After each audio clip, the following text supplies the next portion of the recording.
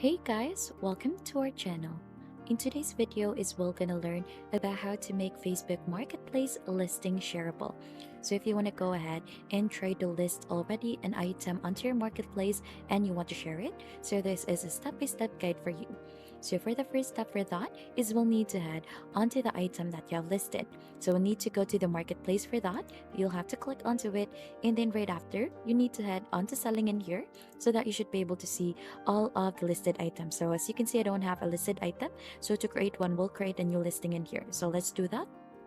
Now, as you can see, I've added a product already. And if you did also enter your end, so there's actually a share button here onto the right side. So if you click onto that, there is actually an option for you to share listing, share on friends profile. You could also send this in Messenger and also copy the link of the specific product that you want to share.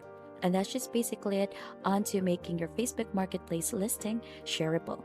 And if you think this has been helpful to you, don't forget to hit the like, subscribe, and we'll see you until our next video.